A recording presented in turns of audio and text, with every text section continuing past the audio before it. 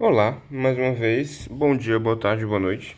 Meu nome é Fausto e eu tô gravando esse vídeo para cumprir o trabalho número 6 da disciplina de Física Básica da USP, aqui, Campo São Carlos, professor Fernando Fernandes Paiva. E eu escolhi essas três questões do capítulo número 7 do livro Tipler para cumprir o trabalho. Então, vamos começar pela primeira, que consiste em uma situação de conservação de energia, né? O objeto está lá em cima de um morro, né? Nesse caso vai ser o quê? Vai ser um plano mesmo, um topo de um plano. E ele vai descer, né? Daí, pro item A, o que ele pede? Ele quer saber a energia potencial da caixa em relação ao solo no tempo inicial. No tempo inicial, o corpo estava... Cadê a altura dele? Ele estava a 20 metros acima do solo. Então, energia potencial, mgh. Isso vai ser igual, ele tem 2 quilos, a gravidade são 10 metros por segundo ao quadrado e a altura dele é de 20 metros acima do solo.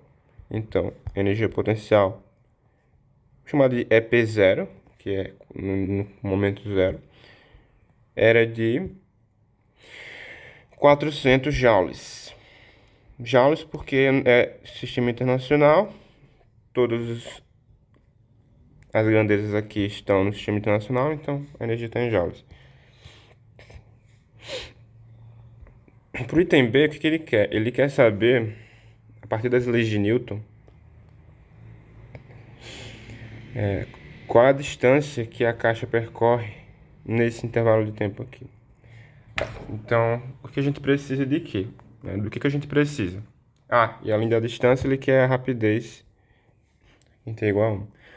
A gente precisa saber, a priori, qual que é a aceleração com que ele desce, né?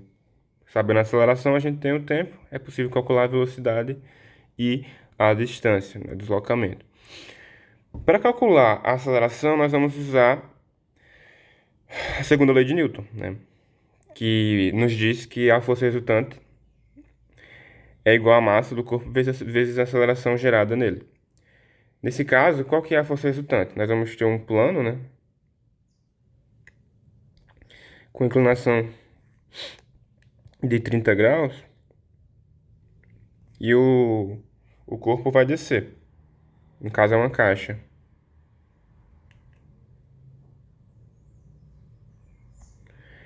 E esse plano não tem atrito, né? Então, essencialmente, o que a gente precisa nos preocupar aqui é com o peso dele. Pronto, agora foi. Então, ele tem uma caixinha, não tem atrito. A gente só precisa se preocupar com a componente Px do peso. Porque o peso está aqui, né? E Py é cancelado com a força normal que o solo exerce sobre o peso, sobre a caixa. Py. Então, lembrando da soma vetorial aqui, né? Que tem o peso. Deixa eu escrever um pouco maior. Aqui tem o peso. Aqui tem Px e aqui tem Py, só que a gente vai colocar do outro lado, né? Porque isso aqui tem que fechar. Isso fecha por quê? Porque Px, soma vetorial com Py, tem que dar o peso, né? Porque são as componentes do peso. Aqui é 30 graus. Se aqui é 30 graus, aqui tá paralelo ao plano, tá paralelo a esse lado desse triângulo retângulo. Se isso tá paralelo, isso aqui é paralelo a esse lado aqui de trás, então isso aqui também é esse ângulo aqui. Ou seja, isso aqui é o complementar de 30 graus. Se esse aqui é o complementar de 30 graus, e isso aqui é um triângulo retângulo também, então esse ângulo é o complementar desse. Ou seja, esse ângulo de baixo... Peraí. Esse ângulo de baixo, esse aqui é 90 graus. Esse ângulo aqui, ele é complementar desse, que é complementar desse. Então, esse ângulo de baixo também é 30 graus.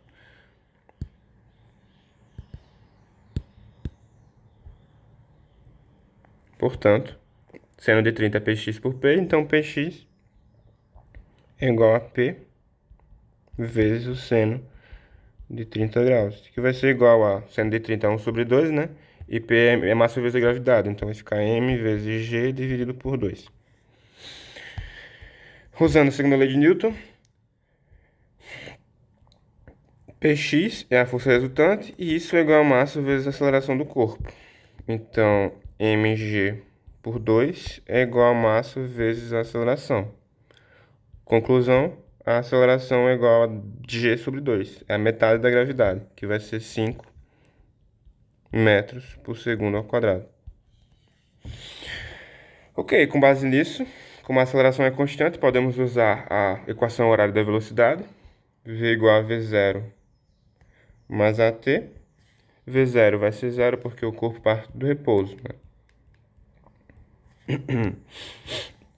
Então, aqui nós vamos ter que V é igual a 5 vezes T. O T é 1 segundo, né? Porque vai de 0 a 1.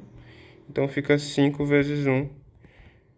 Ou seja, V, a velocidade nesse ponto, a rapidez, né? O módulo da velocidade, nesse caso, que é o que ele pede, é igual a 5 metros por segundo. Para calcular a distância, nós temos duas opções. Nós podemos integrar a velocidade, ou nós podemos usar a fórmula conhecida como sorvetão. Nesse caso, pelo menos para mim, eu estou achando mais fácil integrar. Então, o que a gente vai fazer? Nós sabemos que a distância, né, ΔS por ΔT é igual à velocidade. Taxa de variação da distância é a velocidade.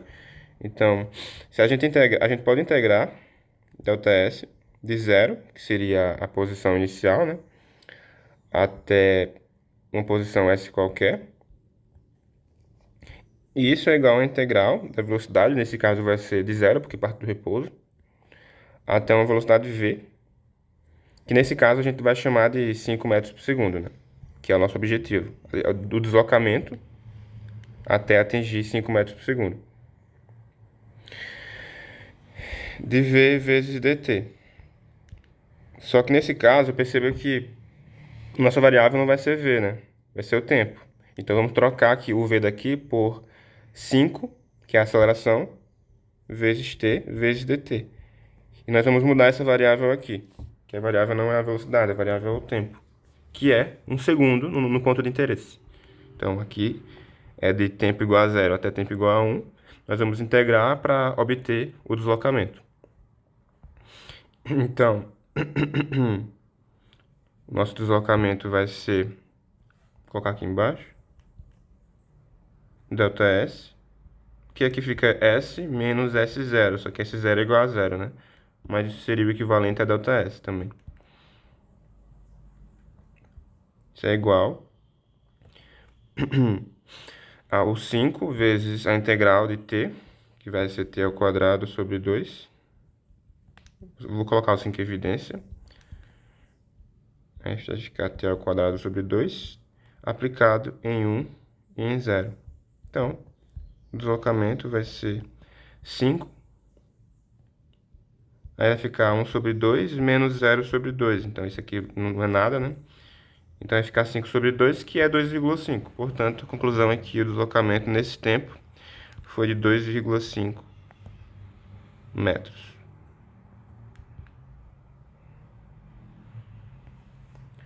Ok. Calculamos a rapidez e o deslocamento. Para o item C, o que ele quer? Para o item C, ele quer a energia potencial e a energia cinética da caixa em T igual a 1. Então, aqui a gente vai usar os conceitos de conservação de energia, né? Energia cinética é mv ao quadrado sobre 2. Como nós temos a rapidez, que é 5 metros por segundo, a energia cinética vai ser 2 kg vezes 5 ao quadrado por 2, que é igual a 25 joules. Como no começo, no momento em que a caixa não tinha velocidade alguma, ela tinha 400 joules, a energia mecânica tem que ser conservada. Então, se a gente somar a energia potencial com a energia cinética nesse ponto em que o tempo é igual a 1 segundo, tem que dar 400 joules. Então, a energia potencial é igual a 400, que é o total, menos o que foi convertido para energia cinética, que é 25. Ou seja, energia potencial, 375 joules nesse ponto, T igual a 1. Na prática, parte disso seria convertido para calor, né? Mas, analisando a situação ideal, toda a energia potencial foi convertida para energia cinética. E daí, esses são os valores que nós temos. E para finalizar, o item D, ele quer a energia cinética e a rapidez justo quando a caixa alcança o solo na base do plano inclinado. É a mesma ideia, tem que usar os conceitos de conservação de energia. Quando a caixa atingir o solo, a altura vai ser zero em relação ao solo. Então, a energia potencial, que é mgh, em relação ao solo, vai ser zero. Vou multiplicar mg vezes zero, então, zero. Portanto, toda a energia potencial foi convertida para energia cinética. Então, a energia cinética é 400 joules, que era a energia potencial do começo. Com base nisso, nós podemos calcular a velocidade, rapidez, né?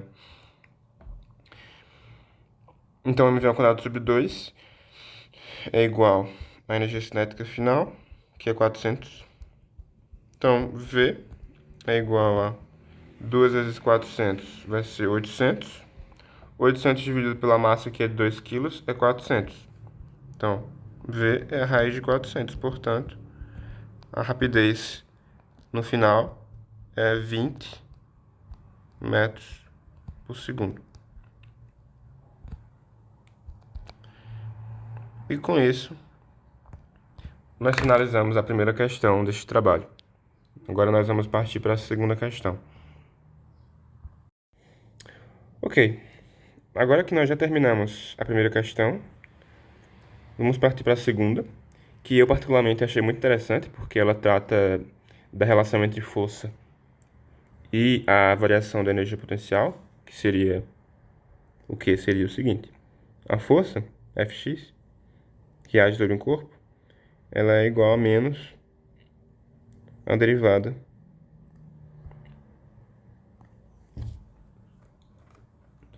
da energia potencial desse corpo. O que eu particularmente acho muito interessante. Então vamos lá. O que a questão quer? Ela dá as informações, né? A equação da força e o valor da força, que é de 25 newtons, para x igual a 5, e também ele fala que a força aponta para o sentido menos x. Com base nisso, a questão quer que a gente determine a energia potencial associada a essa força como função de x, atribuindo o valor de referência de menos 10 joules em x igual a 2. Então, isso consiste basicamente em uma integração, né? Nós vamos usar esse conceito aqui para fazer a questão. Dado que isso aqui é válido, nós podemos fazer o seguinte, né? du é igual a menos fx vezes dx. Então, du é igual a menos, trocando, né, essa expressão, igual a menos a por x ao quadrado dx.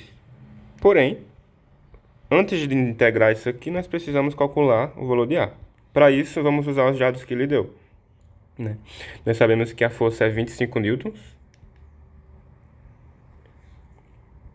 E isso é igual a A por quanto? Por 5 ao quadrado. Porém, tem um ponto importante que não podemos esquecer. Ele fala que a força aponta para menos x.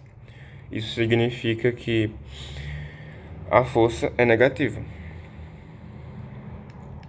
porque ela aponta para o sentido oposto ao sentido de crescimento de x, né? Não faria sentido colocar uma força positiva se ela aponta para menos x, né? Isso é comum quando a gente trabalha em uma dimensão. Nós tratamos o sentido da força como um sinal dela mesmo. Então, com base nisso, o valor de A vai ser igual a 25 vezes 25, então menos 625. Menos 625 o quê? Então, nós temos uma força multiplicando uma unidade de comprimento ao quadrado, né? Então, a unidade é Newton vezes metro quadrado. Ok, dado que a gente tem A, nós podemos substituir aqui. Então, du vai ser igual a menos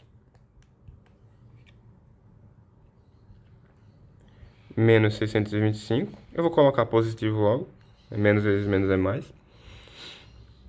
625 por x ao quadrado dx. Agora, o que a gente precisa fazer para calcular u em função de x é integrar em ambos os lados. Então, nós vamos integrar o du do valor de referência que ele nos deu, né? Menos 10 joules, até um valor de u genérico. Isso é igual a 625 por x ao quadrado dx do valor de referência, que é 2, para um valor de x genérico. Com base nisso, é só integrar. A integral de 1 vezes o du é o próprio u, né? A própria energia. Então, nós vamos ter u aplicado em u genérico e em menos 10 é igual. Eu vou colocar o 625 em evidência, que vai ser igual à integral de 1 por x ao quadrado, que é, lembrando que isso aqui é igual a x a menos 2, a integral vai ser x a menos 2 mais 1 por menos 2 mais 1, que é x menos 1 por menos 1. Ou seja, a integral de 1 sobre x ao quadrado é... Aqui é menos 1, né? É menos 1 sobre x mais c. Primitiva, né? Então, substituindo isso aqui, nós vamos ter menos 1 sobre x. E como aqui é a integral definida, não precisa do mais c. Vamos aplicar isso em x genérico e em 2. Ok. Substituindo os valores, nós vamos ter o menos 10 é igual a 625 menos 1 sobre o x genérico, né? Menos 1 sobre x igual a 2. Que vai ser igual a u. Aqui vai ser mais 10, né? Então passa para o outro lado como menos 10.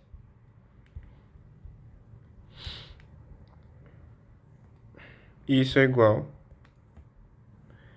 a 625, aliás, mais 625 vezes 1 sobre 2 menos 1 sobre x. Nós podemos ir além, né? Então, a energia vai ser 625 sobre 2 menos 10. Menos 10 é o equivalente de menos 20 sobre 2. Então, a energia vai ser 625, menos 625 por x, né? Multiplicando, mais 605 por 2,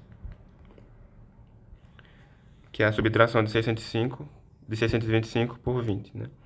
Se o x estiver em metros, então esse valor vai estar em joule. E essa, então, é a nossa equação para energia potencial para esse corpo, dado os valores de referência e dado a equação da força em questão. Com isso, nós finalizamos a questão número 2. Então, agora nós vamos partir para a última, que é a número 3. Ok, então, para finalizar, né, resolvemos duas questões. E agora nós vamos para a última, que é uma questão que mistura energia com plano inclinado, com força de atrito, que é de fato bem diversa e por isso eu escolhi ela. Então vamos lá. O que está acontecendo aqui? Uma pessoa está puxando essa mola, que tem constante de força K, e a questão quer saber a energia potencial elástica, U, da mola, em termos desses dados que o enunciado dá, no momento em que o bloco começa a se mover, ou seja, na iminência do movimento. Então, a primeira coisa que a gente precisa fazer é o diagrama de forças, né? Nós vamos ter o seguinte aqui. Nesse caso, nós temos atrito, né? Então, o bloco vai estar sendo puxado para cima, então vai ter uma força de atrito puxando ele para trás, né? Contra o movimento. Aqui, eu vou chamar de FD, né? Força de atrito de destaque, porque a gente vai analisar a iminência do movimento. E tem um peso também aqui, né? Esse peso, ele vai ser decomposto numa componente Px e numa componente Py, aqui. E essa componente Py, ela anula a força normal anula ela, enfim. Uma anula a outra, aí fica em equilíbrio, né? Nesse eixo. Aqui seria a força normal, né? A força de contato com o solo. Então, basicamente, essa é a situação. Então, o que acontece? O que acontece é que na iminência do movimento, a força elástica, eu vou chamar de F I, ela é igual à soma da força de destaque, né, força de atrito de destaque, com a força Px, que puxa o bloco no sentido contrário, né? Então, na iminência do movimento, nós vamos ter essa situação, o que significa que se a pessoa puxar a mola com um pouco mais de força, esse equilíbrio vai ser quebrado, porque embora a força elástica cresça, a força de atrito de destaque não vai poder crescer mais para acompanhar esse aumento de força. E a força Px é, claro, constante, porque só depende da massa do bloco, da gravidade e da inclinação do plano, que também, né, são valores constantes. Ok, agora que nós sabemos a situação de equilíbrio, nós precisamos encontrar uma expressão para a energia potencial U. A energia potencial elástica, vou chamar de U também, ela é dada por kx ao quadrado por 2, que é essencialmente, se a gente pegar aqui o gráfico da força elástica pela deformação x, né, a gente percebe que o gráfico é mais ou menos assim. É uma reta, né? F é igual a kx, então é a função afim. A energia é basicamente a área sobre o gráfico, né? A gente vai ter x vezes fx, que é kx, né? Sobre 2. Então vai ser x vezes kx dividido por 2, que é kx ao quadrado por 2, no fim das contas. Então isso vai gerar a expressão para energia potencial elástica. Enfim, só uma curiosidade, né? Ok, nós temos a expressão, nós temos K, né? Ele quer que coloque em função de K, então nós precisamos de uma expressão para X. Então, vamos lá. A força elástica, ela é Kx, pela lei de Hooke, né? K vezes X. E isso é igual à força de atrito de destaque, que é igual a μe, né? É o que está aqui denunciado, ó. μe é o coeficiente de atrito estático, vezes a força normal, que nós já vamos colocar em função de PY, né? Porque a força normal é numericamente igual a PY. Então, vamos colocar aqui PY mais PX. Só que aí PY é o quê, né?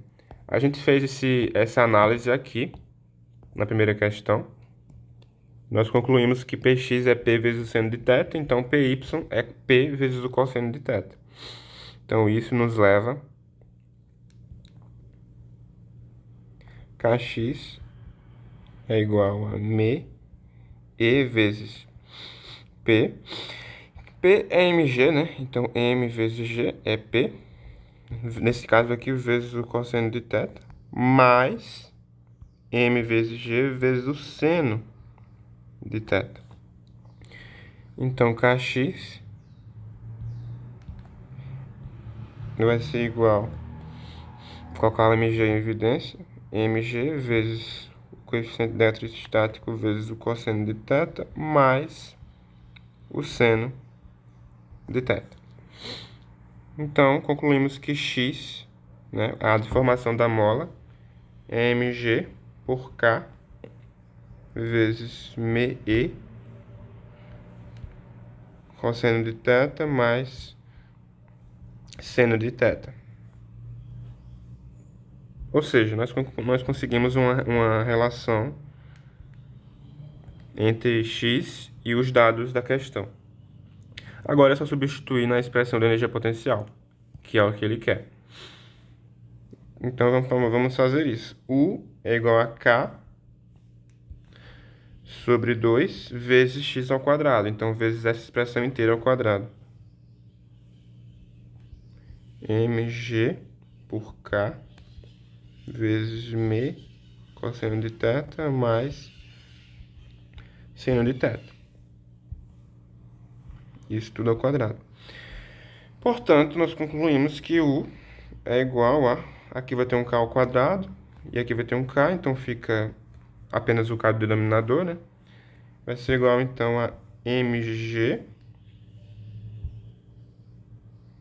me cosseno de θ mais seno de θ. Tudo isso ao quadrado, dividido por 2 vezes a constante de força, ou constante elástica, né, da mola. Então, essa é a expressão para a energia potencial elástica na iminência do movimento do bloco. E com isso, nós finalizamos a questão número 3 do trabalho e, por consequência, o trabalho inteiro. É isto.